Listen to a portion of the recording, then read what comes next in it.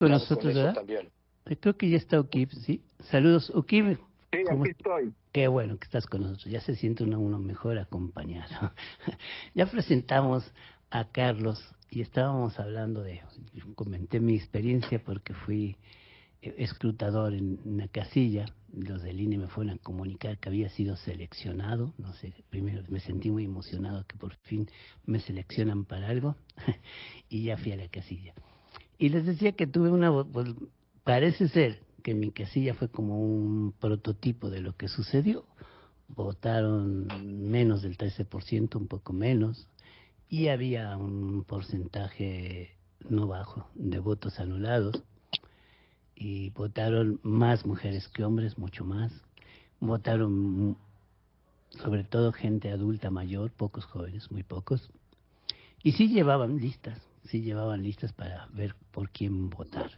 Solamente una señora a la que me le quedé viendo me dijo, es que yo me puse en la computadora a ver el perfil de los candidatos y así lo seleccioné. Yo lo dudo, pero bueno, la resolvió bien la señora. Y entonces lo que queremos saber es cuál es la experiencia. Sobre todo me gustaría mucho tu experiencia, Ukip, como parte de la organización, ya que estás en el INE, de este proceso. ¿Qué nos puedes contar? Perdón, René, no te oí muy bien. Intento responder.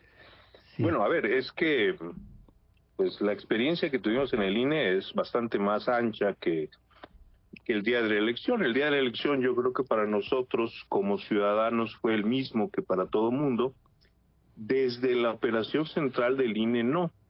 Este día de elección fue un día en general más tranquilo que los días normales de elección. Teníamos un número menor de casillas, tuvimos una afluencia lamentablemente baja y el proceso se desarrolló para nuestros efectos con una gran tranquilidad. Tuvimos algunos problemas muy aislados en algunos. Se instaló sin problemas, tuvimos problemas en 40 casillas en todo el país de 84,000, de forma tal que para los efectos organizativos del INE, pues las cosas salieron estrictamente dentro de lo programado. ya. Lo que tengo yo como pregunta, ya se le había hecho a Carlos, pero no me ha dado la respuesta, es ¿de qué manera esto realmente influye a la democracia? Una elección como la que hubo, ¿es un proceso democrático a su entender? A Carlos, ver, aquí hay... Ajá, dime. sí, a tu entender eso fue esto que sucedió fue un proceso democrático. A ver, esa es una pregunta muy amplia. Creo que una es la discusión sobre la pertinencia de elegir jueces a todos los niveles, que creo que es una discusión que se reabre a partir de lo ocurrido en esta elección.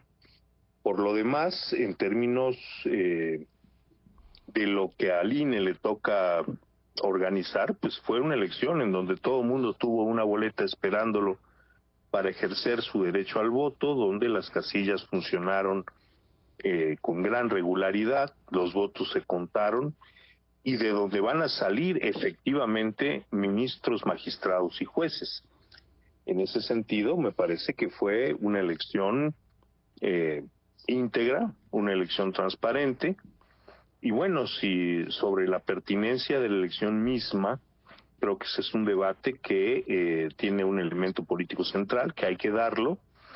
Tenemos diferentes opiniones en el país sobre lo que se debe elegir en urnas y lo que no. Pero dado que esto era una decisión y había que elegir, para mí me parece que el elemento fundamental, de hecho señalaría yo dos elementos fundamentales. El primero es, de esta elección efectivamente van a salir ministros, magistrados y jueces, independientemente de lo que uno opine sobre la pertinencia de elegir jueces o no, o sobre el nivel de participación. Y en ese sentido me parece que es una elección que tenía una relevancia política enorme. Y el segundo aspecto vinculado a esto es que la decisión efectivamente se depositó en la ciudadanía, que podía votar en igualdad de condiciones. Hasta ese punto diría yo, sí, fue una elección democrática. ¿Tu opinión, Carlos? Gracias, querido René. Igual que mi estimado Kip, te escucho con mucha dificultad.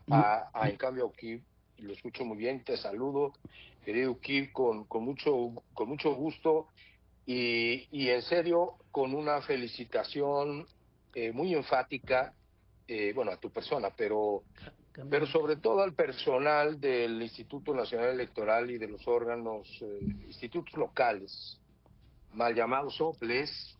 Me parece que faltando el respeto a su dignidad constitucional, pero creo que han hecho un trabajo increíble, formidable, desde luego a la gente que estuvo en las casillas, incluida mi hermana, que fue secretaria, y el buen René, que fue escrutador, que hicieron lo que tenían que hacer.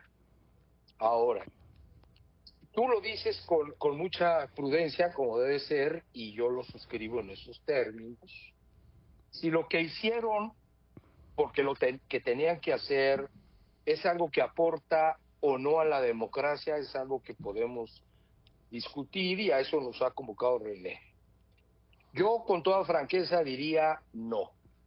Esta elección, así llamada, judicial, lejos de aportar a la democracia mexicana, la erosiona de manera muy grave y yo quiero plantearlo con todo el respeto que me merece la autoridad de mi querido consejero electoral, pero haciéndome cargo de que ellos no tenían otra, tenían que hacerlo. El principio de legalidad que rige al INE, principio constitucional de legalidad, supone que incluso en aquellas cosas donde no se está del todo de acuerdo, pero está en la ley, hay que cumplirlas. Y lo hicieron espléndidamente, espléndidamente.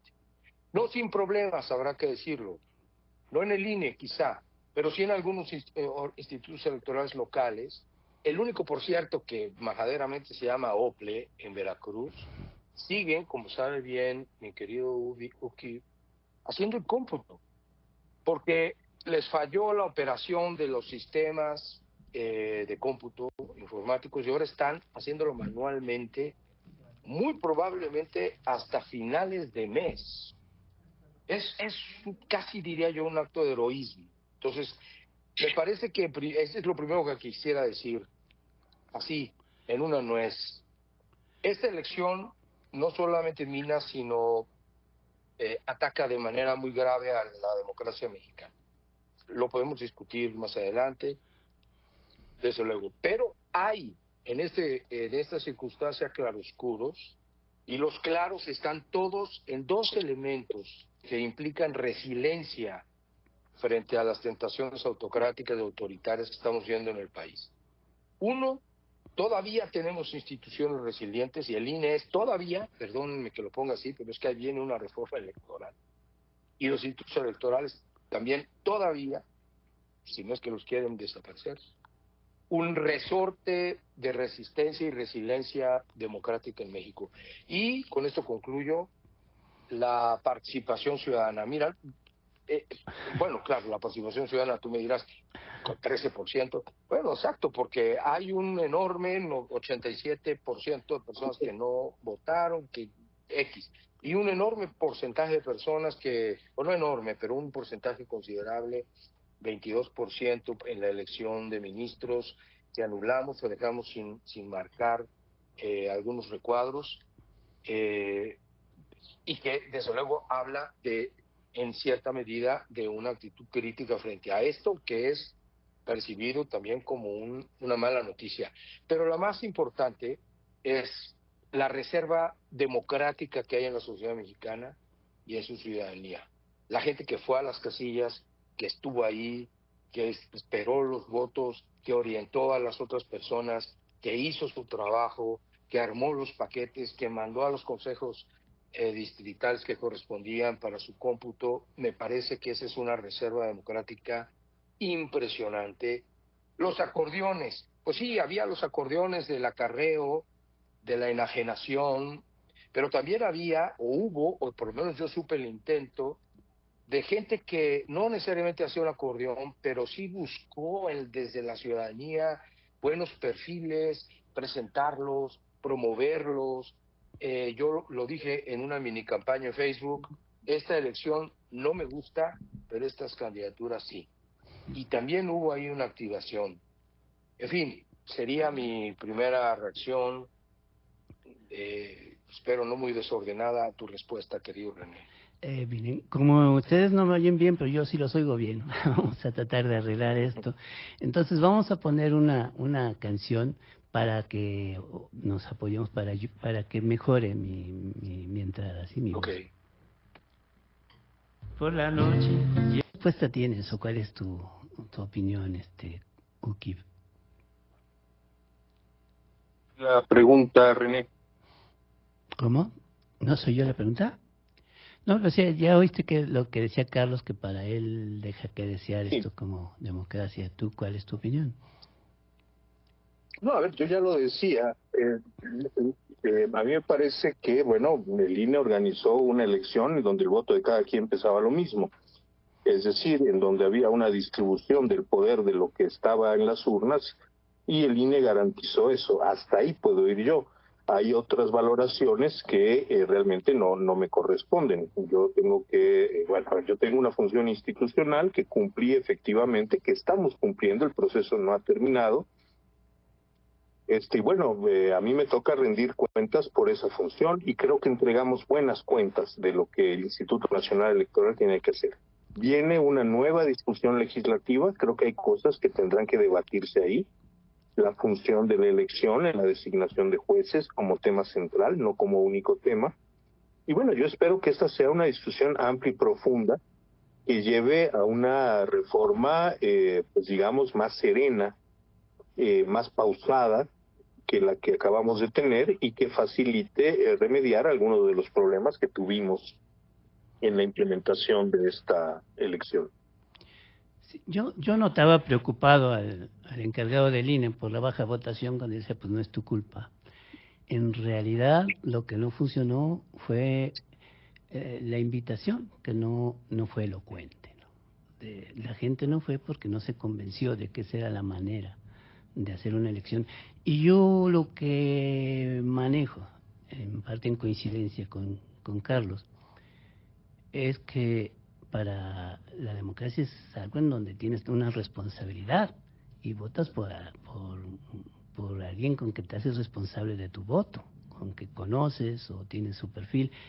Cuando hacíamos las elecciones, y las ha de recordar también Carlos, aquellas que son para el voto, ¿cómo se llamaba? Cuando escoges entre las propuestas que hace la gente para ver el selectivo, ¿cómo le llamaban? Se me fue el nombre ahorita, que hacíamos en el instituto, pero que habíamos hecho antes por el presupuesto, el voto, la elección por el presupuesto, ¿cómo se llama?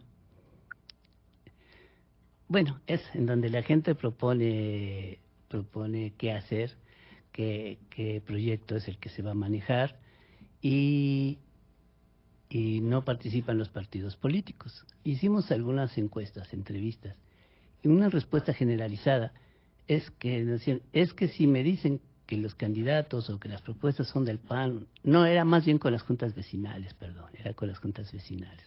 Si me dicen que los candidatos son del PAN, del PRI o de Morena en su momento, pues me doy una idea de su perfil, pero si me dicen que se llama Juan Martínez, pues ni idea tengo. Entonces la gente no va. Creo que algo parecido es en lo que sucedió en este proyecto, ¿no? Cuando tú tienes una lista y la lista no te dice nada. Yo también tenía el deseo de votar por algunos compañeros que estimo mucho, como son los que estuvieron en el Instituto Electoral de la Ciudad de México y cuya capacidad y honestidad me consta, pero no estaban en la lista. Y no estaban en la lista porque, según me explicaron, hay un sorteo para ver en qué zona aparecen, y no tiene que ver la zona en donde viven ni nada, fue un sorteo, repito. Entonces me parece que eso no es una elección que podamos llamarle democrática. Y con la que estaba ahí de secretaria en la casilla, sí, llevaba una lista, le decían, te proponemos con todo respeto, y le daban una lista de gente obviamente en Morena. Yo digo que el voto debe ser algo bien consciente, algo que sabemos que es la consecuencia que lleva a votar. que tenemos alguna identificación con los candidatos para poder decir yo voto por él. Pero esto de hacerlo por listas que te dan ajenas, esto de que te digan nombres que la mayor parte de las veces no te dicen nada. Y aquí me voy a pelear con Carlos como acostumbro, porque eso también de que tenga que haber una cuota de hombres y de mujeres, a mí no me parece democrático. Yo creo que también tendríamos que cooperar a que entendemos porque tengamos una democracia más responsable, una democracia en donde nos comprometemos al resultado, lo aceptamos, porque sabemos perder si no somos mayoría, pero tenemos idea de quiénes son los que realmente se están proyectando. Eso de decir que eres el electo, el candidato que va a ser presidente tiene 5 millones y pico de votos en un padrón de casi 100 millones. Una de las costumbres que tiene el partido oficial ahora es llamarle pueblo a quien vota por ellos. El grupo que no vota por ellos parece ser que no es pueblo, hay que decirlo. Por ejemplo, en la elección que tuvo ahora Morena, el 54% votó por Morena, al menos en la Cámara de Diputados, pero el 46% que no votó por ellos, pues también es pueblo, y la gente que no votó, pues también es pueblo. Estamos hablando de inclusión y esas cosas me parece que deben estar entendidas. No sé ¿qué me puedes decir de esto, Kip? A ver, eso es una discusión mucho más amplia. A mí me parece que efectivamente, en estricto sentido, pues en una democracia cada quien debe tener plena información de por quién está votando, qué hace, cuál es su trayectoria y qué propone. Sin embargo, la realidad concreta, no solo en México, sino en cualquier país del mundo, incluyendo Suecia, Suiza o Dinamarca, la gente fundamentalmente vota por lealtades genéricas hacia programas y posiciones políticas. Esto puede incluir personas o partidos. Es decir, me parece que el hecho de que alguien no conozca bien las particularidades de las personas por las que vota o las funciones específicas que va a desempeñar no significan necesariamente que la elección esté viciada. Esto ocurre todo el tiempo en las elecciones de poder legislativo y poder ejecutivo. Me parece que el problema no depende tanto de la relación personal entre quien elige y lo que elige, sino de la funcionalidad que el proceso de elección tiene dentro del sistema y de la relación que en la cotidianidad la gente tiene con aquellos a quienes les entrega el voto.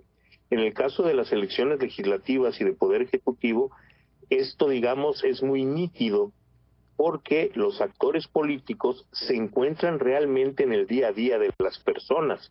El presidente de la República, presidenta ahora, la gobernadora, diputados y senadores, los legisladores con menos cercanía que quienes se desempeñan en cargos de poder ejecutivo, forman parte de la cotidianidad de la vida de las personas, porque la cotidianidad de la vida de las personas incluye la política, el quehacer público y los actos de gobierno que lo rodean.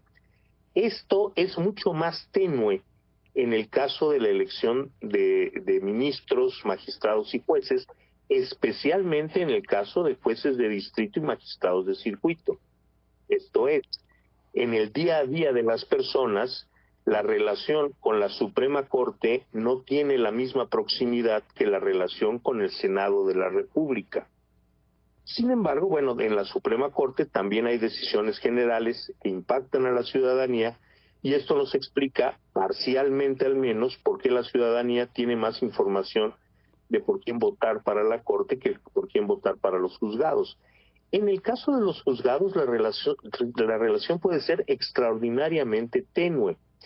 Vamos, deseablemente, creo que todos deseamos no tener a lo largo de toda nuestra vida, no tener nunca nada que ver con un juez penal, toda nuestra vida, no tener nunca nada que ver con un juez penal. Muchos lo logran, lo logramos. Yo hasta el día de hoy jamás he tenido nada que ver con un juez penal y espero así terminar mis días. Y esto creo que es la regla para una porción importantísima de la población. ¿Qué decir de un juez mercantil o, por ejemplo, de un juez de apelaciones en materia de telecomunicaciones? A ciegas me atrevería a decir que ni René ni Carlos, ni el que habla, pues tenemos particular involucramiento con jueces de apelaciones en materia de telecomunicaciones. De forma tal que la distancia funcional entre quien vota y lo que vota se puede volver muy grande. Esto nos explica también los niveles de voto nulo y de voto en blanco que recibimos con ciertas variaciones, pero en todos los casos muy superior al voto blanco que se recibe en una elección legislativa. Todo esto lo menciono porque creo que la funcionalidad de la elección tiene que discutirse en relación con lo que cada ciudadana y ciudadano puede esperar verse involucrado con aquellos a quienes elige. Diputados y senadores hacen leyes que nos afectan todos los días. Las sentencias del Poder Judicial que nos afectan todos los días tienen que ver fundamentalmente con la Suprema Corte de Justicia de la Nación, no tanto con magistraturas y juzgados inferiores. Esto lo pongo como un elemento de cosas que me parece que hay que discutir. Es decir, tiene el mismo sentido de elección democrática elegir al senador que elegir a la jueza. Y eso me parece que está en el centro de lo que tenemos que debatir en los próximos meses. Incluso bajo la idea de que el Poder Judicial deba ser electo por voto directo, hay que discutir si esto debe ocurrir a todos los niveles. Por ejemplo, en Bolivia, de donde se toman partes muy importantes de nuestro sistema de elección de ministros, magistrados y jueces, en Bolivia no se vota por los juzgados a todos los niveles. En Bolivia se vota exclusivamente por la cúpula del Poder Judicial, por sus órganos nacionales. Esto permite dos cosas diferentes, pero muy útiles. Por un lado, la gente está relativamente más informada de las personas que aspiran a los cargos. Digo relativamente porque si bien es cierto que están más informados, tampoco ocurre en Bolivia que todo mundo tenga un conocimiento preciso de quiénes son los que compiten por ocupar un lugar en la Corte. Pero bueno, ocurre más de lo que ocurre para jueces de distrito. Y en el otro sentido, en el de la practicabilidad de la elección, las condiciones concretas en las que se puede votar. Para un elector en Bolivia es más fácil votar en la elección judicial porque recibe 4 boletas en cada una de las cuales marca una opción. A diferencia de nosotros, que solamente para la elección federal recibimos 6 boletas en donde teníamos que seleccionar 39 opciones de entre cerca de 200 candidatos. Esto, por la vía de los hechos, resultó una complicación práctica para que pues mucha gente tuviera mayor conocimiento de lo que iba a votar y, en consecuencia, una mejor motivación para acudir a la urna el 1 de junio.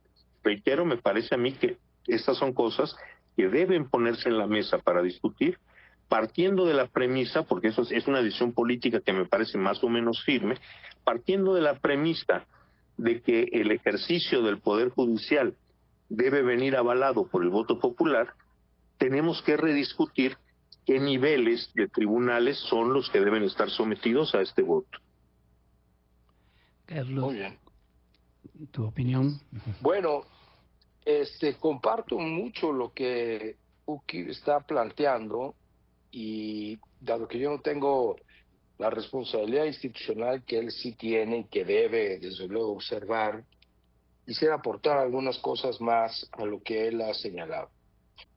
De nuevo, insisto, pongo por delante mi reconocimiento, mi aprecio y mi agradecimiento por lo que hizo el Servicio Profesional Electoral Nacional, tanto en el INE como en los institutos electorales locales, mal llamados soples. El único que se puede llamar así es el de Veracruz, porque así lo denomina la Constitución, la ley, y que está haciendo un trabajo formidable en este momento. Número 1. Número 2, Sí, el árbol de la elección, así llamada, a mí me cuesta trabajo llamarlo una elección por lo que voy a decir a continuación, pero el árbol de la elección es muy importante, pero está en medio de un bosque que no podemos de ninguna manera soslayar. El asunto es muy grave, es muy delicado, a mi juicio. Lo que estamos viendo en realidad es el avance de una estrategia política sí cifrada en el establecimiento de un régimen autoritario o autocrático en México. Y sé que esto que estoy diciendo puede escandalizar a muchos, pero estoy convencido de ello y a lo mejor no es el momento de discutirlo aquí. Pero lo pongo porque es el bosque y no puedo sustraerme de todo lo demás que estamos viendo en México. Tercero, sí, este ejercicio electoral, llamado elección judicial, es desde luego en sí mismo un proceso que hay que valorar en sus términos. Y en esos términos, tengo que decir yo, se aparta con mucho de lo que habíamos logrado en los procesos electorales de la transición democrática mexicana. Este país transitó a la democracia votando en elecciones y conseguimos varias cosas que ahora las perdimos, por las razones que ustedes quieran, porque era imposible hacerlo de otra manera, ok, pero las perdimos. No tuvimos resultados la noche de la elección, que fue desde el principio de los tiempos de la transición una piedra angular, el PREP, los conteos rápidos, toda la operación tenía que ver con sacarnos la carambas espina de la elección del 88 que se cayó el sistema. Necesitábamos datos, resultados la noche de la elección, como ocurre en el mundo democrático. No la tuvimos. Es más, Veracruz, sí, con ese ejemplo, porque me parece heroico lo que están haciendo ahí, todavía no los tiene. Y fíjate tú, el tiempo que ha pasado ya desde la elección. Primer dato. Segundo dato, la gente, por lo tanto, no contó los votos en las casillas. Ese era un dato que distinguía a la democracia mexicana y la conectaba con las buenas prácticas internacionales. Tercer dato, porque no era posible, por las razones que quieras, con todo respeto, no me interesa. No se invalidaron, no se anularon las boletas sobrantes. Eso es aquí y en China, perdóname que lo diga así, En bueno, no China sé, en no. China a lo mejor no, es un dato de certeza. No puedes enviar al cómputo boletas sin haberse invalidado, no puedes hacerlo. Esto en un contexto, además, nacional muy complicado. Mira, yo tuve la oportunidad de conocer el informe que presentó el consejero presidente de la Junta del Consejo Local de Michoacán. Yo tuve ese cargo. David Alejandro Delgado, un tipo extraordinario, vale lo que pesa en oro en el sistema electoral, y de su informe al Consejo Local, que es obviamente un documento público, yo me metí, lo extraí y saqué algunos datos que nos confrontan. En verdad, hay que asumir la complejidad y el contexto. Dieter Nolen dijo, lo ha dicho y hay que retomarlo, el sistema electoral, desde luego, depende de su propio diseño, pero también del contexto. David Alejandro comenta que en Panamá el promedio de participación ciudadana fue alrededor del 11.01%. Y que ellos vieron con particular interés aquellas casillas donde se excedía el 20%, es decir, el doble. Y mira, les voy a leer porque son verdaderas joyas que hay que tomar en cuenta. Ya sé que no son representativas, ya sé que metodológicamente no se puede desprender nada de ellas, pero son indicios que hay que tomar con mucho cuidado. Dice, en el distrito 01 con cabecera en Lázaro Cárdenas, se ubicaron 80. Distrito 01 con cabecera en Lázaro Cárdenas, se ubicaron 88 casillas seccionales con votación superior al 20% de participación ciudadana, es decir, atípicas. De estas casillas seccionales se encontraron 33 de las 88 con reportes de caligrafía presuntamente uniforme durante el cómputo distrital. En Nuevo Urecho, en la sección 111 de la localidad del Calvario, se reportó en el CIGE el siguiente incidente. Un grupo de personas están por fuera de la casilla entregando acordeones como si fueran volantes a las personas que acuden a votar. Que además suma el incidente de registrarse en la lista nominal marcas diferentes al sello voto. Y me detengo por respeto al tiempo. No podemos hablar de una elección con integridad, como se practicaba y se practicó en México. No tuvimos resultados el mismo día. La gente no contó los votos en las casillas. Hubo boletas que no se inutilizaron. Vivimos en un país marcado por el crimen, las organizaciones criminales. Ya me imagino, perdón que lo diga, alguien tendrá que hacerlo, yo no voy a meter en eso. A ver los perfiles de los jueces y las juezas que fueron elegidas en Sinaloa, en Culiacán. Le estamos entregando a esas fuerzas, perdón, es mi opinión y la sostengo, que controlan territorios nacionales, el poder judicial. No es culpa del INE, no es responsabilidad del INE, tenían que hacer lo que hicieron y lo hicieron muy bien, pero es el árbol. Hay un bosque podrido y eso es lo que no podemos evitar de ver. Es mi opinión y es una opinión muy preocupada por lo que estamos viendo en México y en el mundo. Yo no puedo desconectar esto de ver a un senador demócrata esposado porque quiso hacerle una pregunta a una funcionaria del gobierno de Trump. No puedo. Tampoco de ver a una señora, una mujer, una mamá que la atrapan, le violan sus derechos humanos en la fila, en la escuela, esperando a sus hijos. No lo puedo desconectar, no puedo desconectar de lo que está pasando en Gaza. Perdónenme, estamos en un mundo, en un bosque terrible y no podemos, me parece a mí, conformarnos con ver técnicamente una elección que fue técnicamente hecha con pulcritud, con gran certeza, pero en un entorno deplorable. Es mi opinión. Bueno, está bien, para eso es el programa, para que opines. Nomás que sí tenemos aquí un gran enemigo, que es el tiempo. Yo ya calculaba que no nos iba a alcanzar los 50 minutos que tenemos. A veces me paso 2-3 minutos. Y por eso les propuse que continuáramos con este tema el próximo sábado. Haremos una entrevista porque no puede asistir Ukib. Lo entrevistaremos para que nos siga hablando de este tema y espero contar contigo para el próximo sábado también, Carlos. Yo lo que pongo... Con todo gusto. Yo lo que pongo es lo que tú llamas el árbol y el bosque, yo digo el concepto. ¿Cómo conceptualizamos la democracia?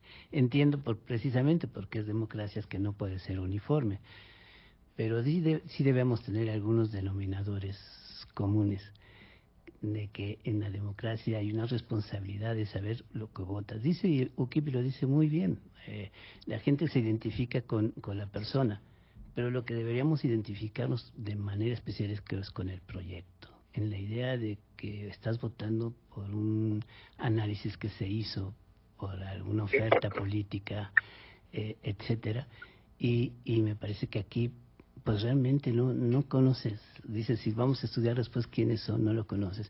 Pero sea como sea, los magistrados, los jueces y los ministros tienen que obedecer la ley, y la ley nace en el Congreso. Y lo digo esto porque me preocupa, porque la ley electoral que sigue es para escoger diputados. Ya alguna vez lo comentamos, sobre todo con Ukib, de que yo considero que el mejor modelo es el sistema relativo proporcional, en donde la gente vota por el proyecto esencialmente, y el número de votos que tiene ese proyecto es el número que está ya representado por diputados en persona y diputadas en persona, pero que representa el porcentaje de gente que aprobó dicho proyecto. Y entonces, lo que ahora sucede y lo que me preocupa de mayor manera es que ha quedado copado el Congreso por un partido, el Poder Judicial por otro partido, y no digamos el Poder Ejecutivo. Eso es lo que creo de acuerdo que contigo. es muy preocupante. ¿Sí? Sí, entonces nos vemos la próxima semana. Bueno, nos oímos. Pues nos escuchamos, Sí, por encantado supuesto. la vida. Sí, ok. Sí, claro. Sí. Y ya, bueno, ya tenemos el tema para ver de qué seguimos para el próximo sábado. Esperemos que la gente se quede, como dicen normalmente, picados. Y ya saben, acaba de mencionar algo Carlos, que me dio lugar a que sacara mi famoso libro.